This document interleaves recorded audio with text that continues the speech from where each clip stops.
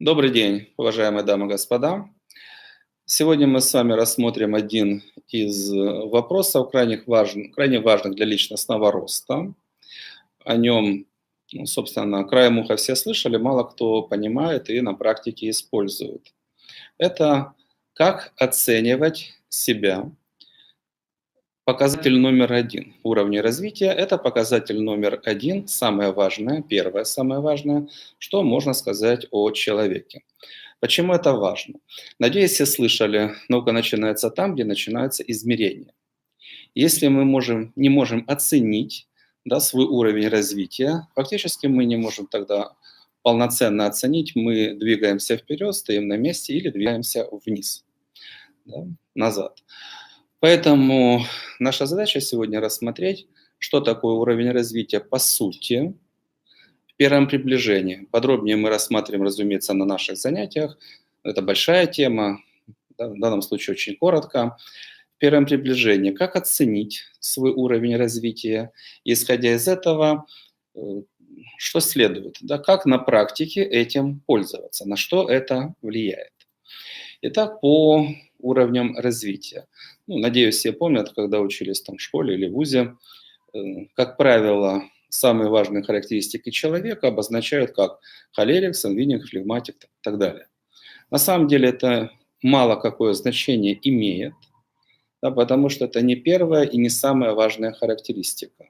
Да, потому что успешными людьми были и холерики, и сангвиники, и флегматики. Да. Самая важная характеристика человека– это какие по сложности задачи он способен решать. Или другими словами, какого уровня успеха он способен достигать. Самая важная характеристика любого человека– это уровень развития, первое самое важное. То есть на какую высоту он способен подняться. Да, но как это выглядит в первом приближении? О существовании большинства людей никто и не знает. Знает, что живет там 7 миллиардов людей на Земле. Некоторых людей знают, или все, или почти все. А есть люди, которые там, 1000-2000 лет назад ушли из жизни, а то, что они сделали, до сих пор продолжает работать. Предположим, основатели мировых религий. Да, те, которые в целом внесли огромный вклад в развитие цивилизации как таковой, решив соответствующие задачи, важные для общества. Да, поэтому уровень развития– это какие задачи человек способен решать, какого успеха, на какую высоту он способен добраться, подняться, какого успеха достигать, какой силой влияния он обладает, то есть кому он интересен, кому нужны плоды его деятельности. Первое, что желательно вынести, там холерики, флегматики, многие другие характеристики, они вторичны. В конечном итоге комплекс всех свойств, которыми обладает человек, будет выливаться в какую по сложности задачу человек может решить. Желательно представить, везде вы слышали, надеюсь, все слышали, на вершине не многолюдно. Да, если представить пирамиду, то уровни развития на нижних ступенях, на уровнях людей побольше, дальше поменьше, поменьше. Вот чтобы решать более сложные задачи, надеюсь, всем понятно, что сам человек по всем его составляющим, он должен становиться более высокого качества. Да, то есть чтобы, скажем, один работает на среднюю зарплату, другой создает многомиллионную или многомиллиардную корпорацию. Понятно, чтобы решать более сложную задачу, его представления должны быть на порядке сложнее, его вера в себя несоизмеримо выше, многие другие свойства. В конечном итоге, если сравнить сознание с компьютером, то мощность его компьютера, все ключевые характеристики, да, там, объем оперативной памяти, сколько факторов он учитывает, в конечном итоге, с какой скоростью он обрабатывает информацию в текущем режиме, вот это и есть уровень, мощность, сложность его сознания. Из этого практически следует, что если уровень развития недостаточный, да, мощность, да, скорость работы его сознания невысокая, то все рекомендации более высокого уровня для него недоступны. Он услышал, вроде бы даже понял, но реализовать он их не сможет. Не сможет. Почему? Потому что для его уровня сознания это недоступная задача или бесполезная задача. Почему? Потому что реально он может решать задачи только на порядок более низкого уровня. Да? Поэтому, если говорить о законах развития, то есть человек на более низком уровне, он не может быть в принципе успешным. Если говорить о законах развития, чтобы более высокие достижения для человека были в принципе доступны, то его уровень развития нужно поднять до его цели. Еще раз, чтобы более высокие цели были доступны для человека, который находится ниже по уровню, ему нужно решить какую главную задачу? Поднять свой уровень развития до уровня этой цели. Да, мы сейчас в двух словах рассмотрим, как оценивать себя и других людей. Из этого что следует? Если человек не понимает, как поднять уровень развития, то не может достичь необходимого успеха. Если он понимает, то движение по уровням вверх, по уровням новых возможностей для него становятся доступными. Почему? Берешь, делаешь, получаешь результат. Итак, по уровням развития. Это усложнение сознания как следствие увеличения возможностей всех, которые есть для человека. В первом приближении основные характеристики уровней. Есть множество детализаций, да, то есть на каждом уровне различные ступеньки роста. Сейчас в первом приближении основные. Уровень номер 1. Да, это, если упростить, люди, которые работают руками. Им не нужно с кем-то о чем-то там разговаривать, договариваться, производить впечатление. Грубо говоря, берем лопату и работаем. Или какой-то другой инструмент и работаем с физическим миром. Да. Физический мир не ставит условий, да, с ним, опять же, договариваться не нужно. Это суть первого уровня. Как правило, к личностному росту эти люди не подходят. Но таких людей большинство. Второй уровень развития.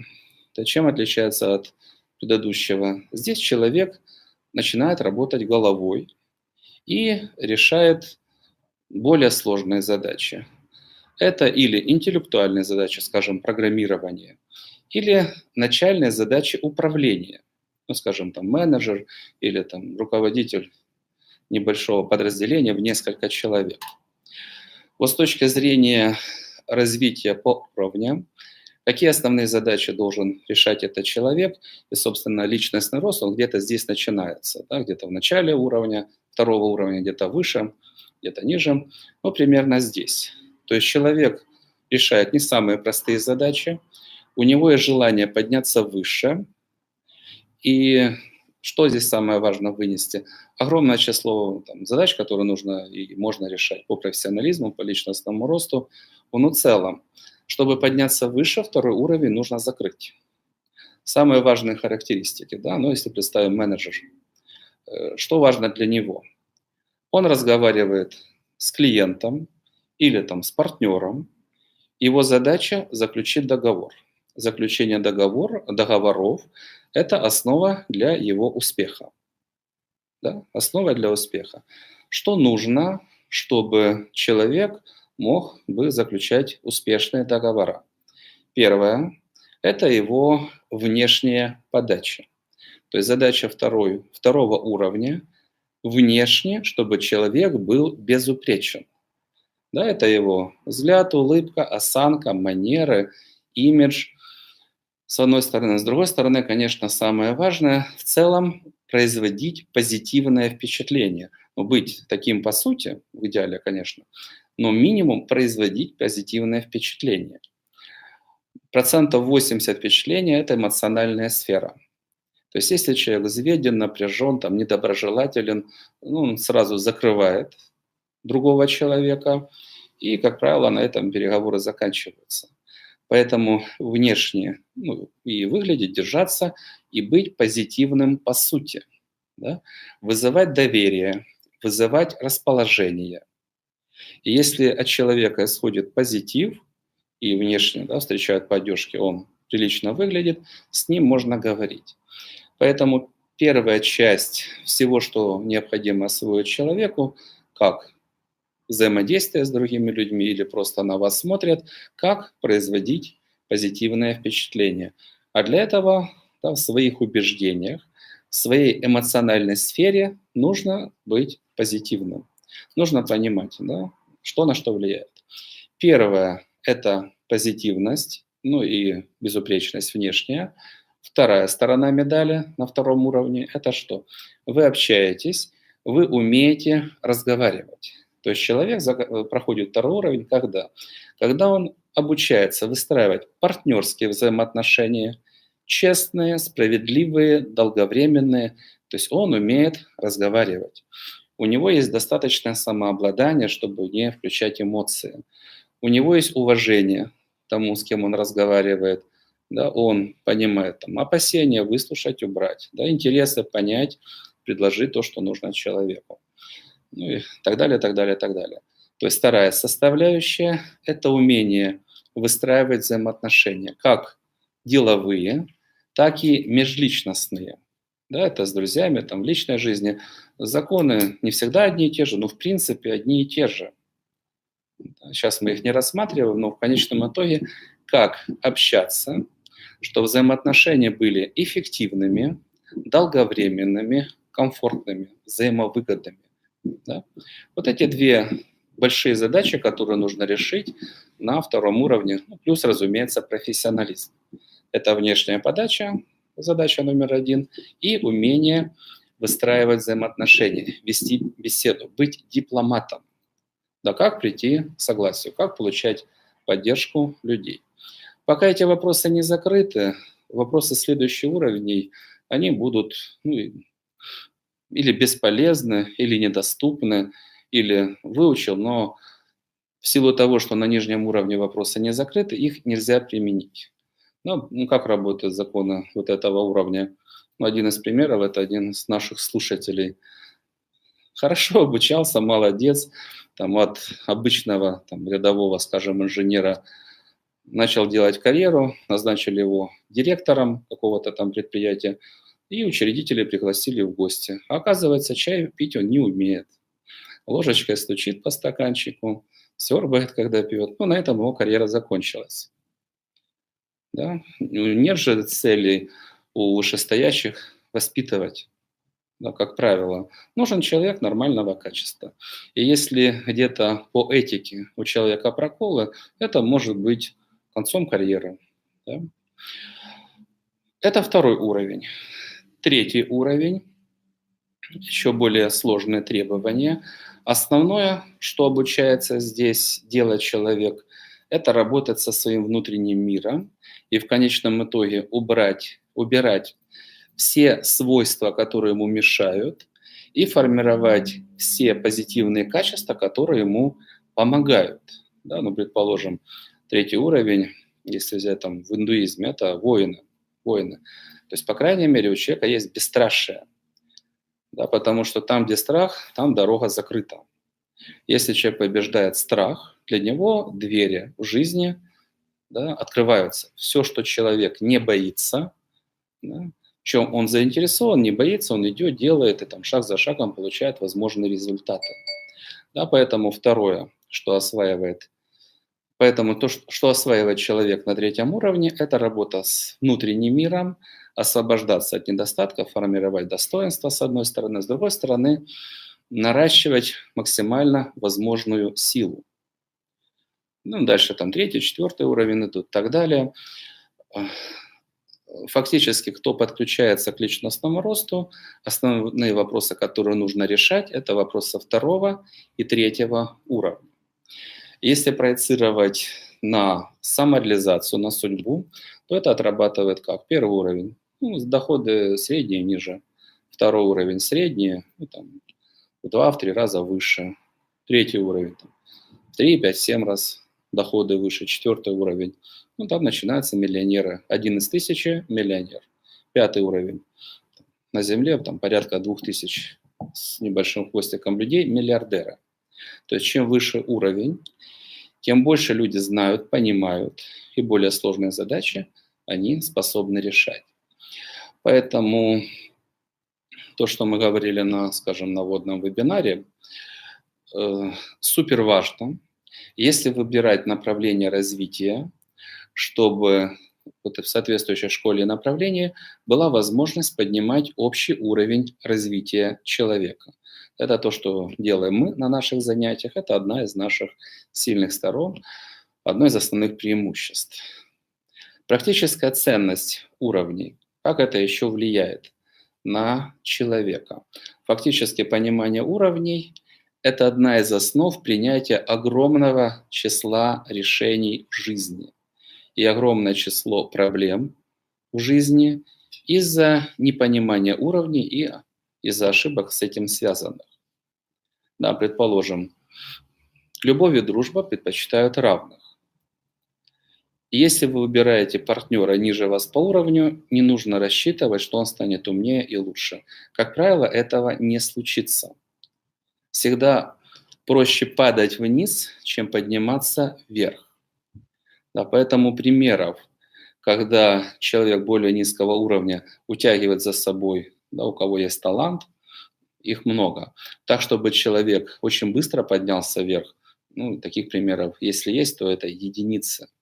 Да, поэтому и в любви, и дружбе выбирать равных по уровню. И для успеха выбирать, кто может быть действительно, да, союзником, это должны быть равные по уровню. Те, кто выше, им сложно быть друзьями, они могут быть наставниками и руководителями. Да, если человек выбирает цели, превышающие его возможности, ну, чаще всего он их не достигнет, и ему будет обидно. Если он выбирает цели ниже его по уровню, он их решит, но ему будет очень скучно, он напрасно потратит время. Да, поэтому выбирать цели нужно те, которые доступны, но они позволяют человеку расти. Если как бы немножко еще в другую сторону, не помню там автора, одна из историй, там, успешный человек, бизнесмен, да, ну, описывается событие, приезжает на отдых в шикарной гостинице, выходит, купается, там играется с детьми в песочнице, пришел, застрелился. Почему? Потому что то, что он понимал в жизни, куда можно двигаться, да, он этих вершин достиг, а следующих вершин он не видит. То есть он не видит развития человека по уровню, он не видит новых возможностей. Поэтому, когда человек достигает то, что он понимает, все, смысл жизни теряется. Или застрелился, или пошел пробовать различные там экзотические методы негативно. Так, что еще не попробовал в жизни? Наркотики там, или какие-то там странные другие вещи. Если же человек понимает движение по уровням, то развитие для него практически бесконечно. Ну, собственно, это основное. В двух словах я повторюсь. Холерики, сангвиники, неважно. Да. Президентами стран были и инвалиды. Да. Важно, самое важное, какие по сложности задачи человек способен решать. Чем более сложная задача, тем выше успех. От чего это зависит? От мощности сознания. Да, с какой скоростью оно работает. Как увеличивать скорость, ну, это отдельная история. За счет формирования в основном новых понятий, качеств и навыков. Да. Каждое вот такое свойство сознания – это еще один моторчик, еще один процессор в нашем сознании, который ускоряет, да, наше сознание, увеличивает его мощность. Да. Основные задачи, которые необходимо решать человеку, который начинает свой путь, да, развития личностного роста, это второй уровень, ну и третий уровень. Научить себя изменять, перепрограммировать свое сознание. Если этот инструмент человек не освоит, то и по уровню в целом, и вообще по развитию ему идти сложно или невозможно. И когда человек этот инструмент осваивает, то ему на порядок проще принимать решения. И какие цели ставить, и как оценивать людей, как оценивать те или иные перспективы своей жизни. Поэтому в идеале, конечно, всем освоить, что такое уровень развития. Да, это и оценка своего роста, 1,5 или там сотыми, оценка, да, вот какой показатель. И понятно, насколько человек подрос. Чтобы уровень оценить в полной мере, конечно, нужно и убеждение, там, качество, личные качества, да, внешняя подача, способность управления собой, как управлять своим временем, огромное число показателей, сотни показателей, в конечном итоге сводится к чему? Какую мощность ты развил и какую задачу ты можешь решать. И каждый такой показатель, который увеличивает человек, он в целом поднимает общий уровень развития. Так, спасибо за внимание. Да, надеюсь, информация была полезной, поэтому неплохо было бы, чтобы каждый подумал, где он находится, на каком уровне, и поставил цель понять, какие задачи более всего для его личностного роста будут наиболее необходимы. Спасибо, успехов в развитии и в судьбе. Всего доброго, до свидания.